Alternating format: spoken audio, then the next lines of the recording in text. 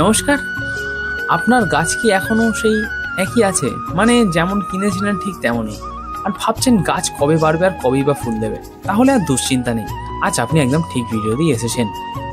আজ আমি দেখাবো কোন খাবার কখন দেবেন, কিভাবে গাছের যত্ন নেবেন, আর আপনি কোন ভুলটি করছেন যার কারণে আপনার গাছ বাড়ছে না। আর একটা কথা, ভিডিওটা একটু স্কিপ করবেন না প্লিজ।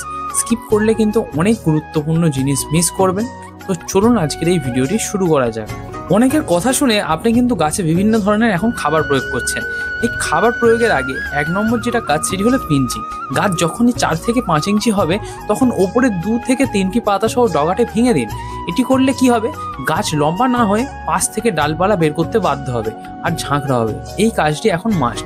আর 2 নম্বর সমস্যা এখন যেটা অনেকেই ফেস করছেন সেটি হচ্ছে গাছের মধ্যে দেখা যাচ্ছে কুঁড়ি এসে যাচ্ছে। ছোট ছোট গাছে অনেক কুঁড়ি এসে যাচ্ছে।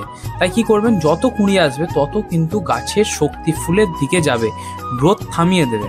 তাই বলছি জানুয়ারি মাসের প্রথম সপ্তাহ পর্যন্ত কিন্তু আমরা এই কুঁড়ি ভাঙা অনবরত চালিয়ে যাব।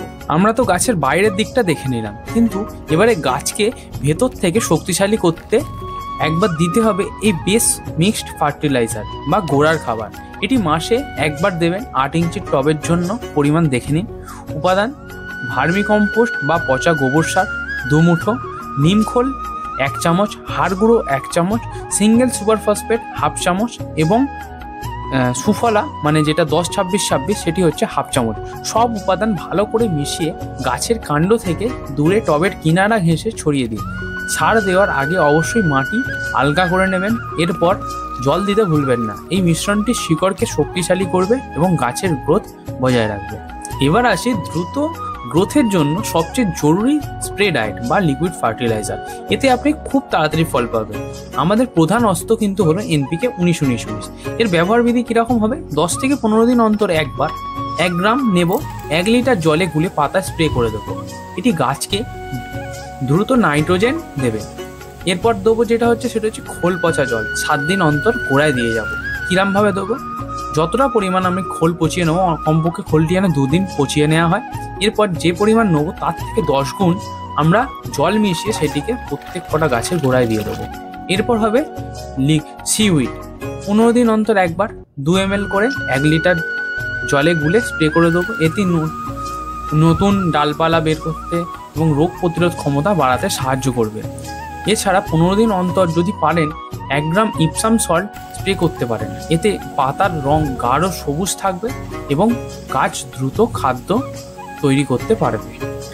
তাহলে মূল কথাটা কি দাঁড়ালো, পিঞ্চিং করুন, কুঁড়ি ভাঙুন, মাসে একবার করে গোড়ায় মিক্সড সার দিন আর লিকুইড ফার্টিলাইজারগুলো স্প্রে করতে থাকুন।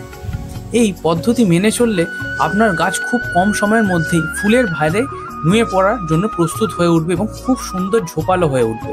এই পদ্ধতিটি ব্যবহার করে দেখুন, আর কেমন ফল পেলেন অবশ্যই কমেন্টে জানান। আমার বিশ্বাস এইটি অন্তত আপনি 2 সপ্তাহের মধ্যে আপনার রেজাল্ট দেখতে পাবেন।